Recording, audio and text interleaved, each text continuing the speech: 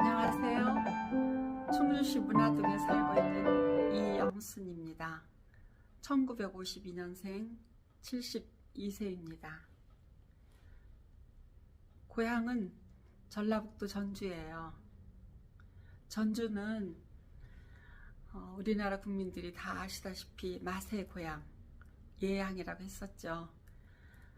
전주가 지리적인 여건이 평야와 바다가 가까워서 제가 기억하기는 어렸을 때 참 먹거리가 풍성했던 곳이에요. 지금은 다소 이제 사라졌지만 그때 죽합, 그 대나무 껍질 같은 조개, 맛조개, 홍어, 민어 이런 게 참 풍성했었어요. 봄이 되면 어머니는 큰 항아리에다가 조기젓을 하나 담아놨다 1년 내내 제사에 쓰고 가을에 이제 그걸 달여서 김장을 하셨던 게 기억이 나요. 참 먹거리가 풍성했고 제가 어린 시절을 그 맛의 고향에서 지냈던 거를 큰 자부심을 가져요. 지금도 음식에 대해서는 나름대로 제가 이제 그 할 줄 안다는 것보다 먹을 줄 아는 거지요. 부모님에 대한 기억은 아버님께서는 다소 이제 한량이셨는데 제 최초의 기억 속에 5살 때쯤인가 봐요. 봄날에 이제 그 버드나무가 약간 파래스름 물이 오르는 날 어느 날 저희 집이 이렇게 300년 고택이었어요.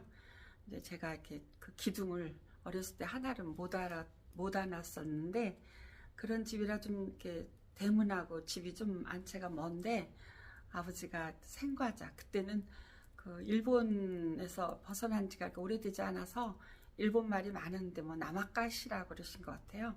그게 아주 귀한 과자를 이렇게 한 박스 사서 술이 얼큰이 취하셔갖고 연분홍 치마가 봄바람 이렇게 흐르르 부르시면서 막내딸을 주려고 사오셨던 기억이 있어요.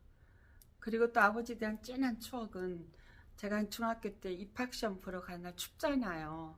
그러면 아버지는 항상 그 납작한 돌을 갖다가 화롯불에 따끈하게 구워요. 그 구운 거를 포켓에 다 넣어주세요. 그럼 주머니 속에다 넣고 또 가방에다 이제 여분을 넣어주면 그걸 이제 그 발바닥에 이렇게 깔고 이렇게 시험을 보고 학교를 다녔어요. 또 이제 어느 날 제가 겨울에 이제 도시락을 싸가지고 갔는데 밥이 이제 사실은 그때 다 이제 좀 보리밥 싸고 이럴 텐데 저는 그래도 이제 하얀 쌀밥을 싸갔던 것 같아요. 그 흰밥이 퉁퉁 불어 터졌으니 안 먹고 갔더니 아버지가 그 다음날 학교 지금 말하면 민박 같은 거겠죠? 어떤지 부탁을 해서 우리 딸내미 점심 좀 해주라고. 점심 때 가면 지금도 제가 돼지고기 김치찌개 좋아하는데 항상 아주 맛있는 그 돼지고기 김치찌개를 따끈하게 해서 먹고 그 6학년 때 이제 입시 공부를 준비했던 것 같아요. 참 어느 그 가정이나 부모님의 사랑이 지극하시겠지만 지금도 그 돌멩이를 데워서 언제나 주머니에 넣어주셨던 거 생각하면 참 슬프죠. 아버지 생각에. 어머니는 어렸을 때 등에 업었을 때부터 이렇게 시조를 가르치시더라고요. 가마귀 노는 곳에 백로야 가지 마라. 이 몸이 죽고 죽어 100번 굳혀주고 이런 등등의 많은 시조를 저한테 알려줘서 제가 고등학교 때 고문 공부를 굉장히 잘했어요. 그리고 고문을 좋아했어요. 그게 이제 어머니 영향이었던 것 같아요. 그리고 항상 여자는 먹는 거는 아무렇게나 먹어도 잠자리는 가려야 된다고 그 여성에 대한 그 조신함을 가르치셨어요. 초등학교 때 입학식 날 어머니가 이제 긴 옷 뽑부링 한복을 한 벌 딱 해서 입혀갖고 워낙 애가 조그마니까 등에 이제 업고 학교를 가셨는데 그 당시는 학교가 막 다 엉망이에요. 질척하고. 그러니까 어머니가 안 되겠다고 도로 업고 왔는데 오빠들이 얘가 살아갈 때는 그게 아니니까 그냥 어머니 1년 동안 같이 다니시더라도 얘를 데리고 다니라고.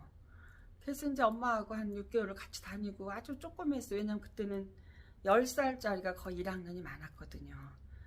그러니 뭐 어린애가 이제 막 화장실도 자주 가고 싶고 춥고, 그래서 1, 2, 3학년 동안 참 공부를 못했어요. 그런 여자가 별명이 미양이더라고요.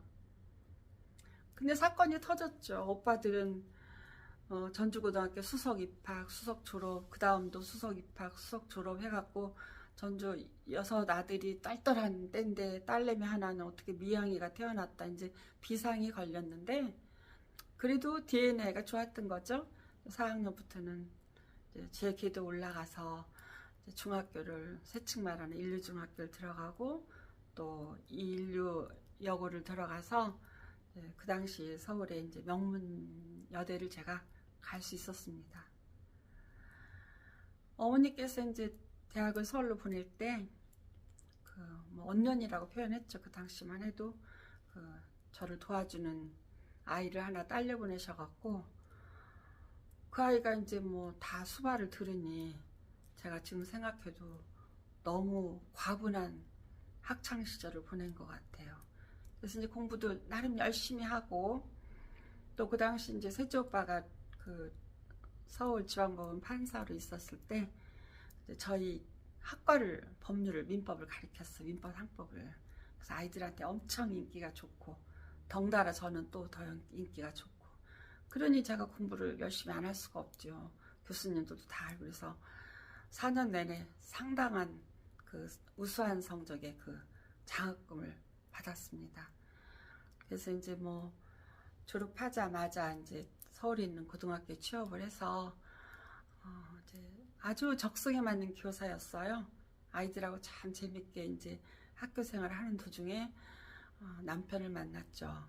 남편을 소개로 만났는데, 저는 원래 법조인 집안 출신이라 법조인을 원했는데 의료직을 이제 만나서 시큰둥했는데 인연인가 보더라고요. 그래서 결혼해서 저 삼척에 가서 바닷가에서 군의관생활 1년 하고, 제 아버님이 간절히 원하셔서 충주로 왔어요. 저희 아버님은 25살 때부터 1913년생이신데 일제시대부터 그 의사로 지방에서 이제 막 시골 사람들 왕진도 가시고, 나중에 충주에서 최고의 이제 병원을 지으셔서 나름 참 훌륭한 의료인이셨던 것 같아요. 그래서 이제 그 뒤를 이어서 저희 아들도 이제 지금 이번에 의과대학, 아들 며느리가 의과대학 교수로 있어요. 시아버지 시어머니에 대한 기억은 참 좋죠. 아버님 저를 너무 사랑하셔갖고 서울에 오시면 그 당시 저를 명동에 데려가서 아주 고급 샵에 가서 비싼 물건을 사주셨어요.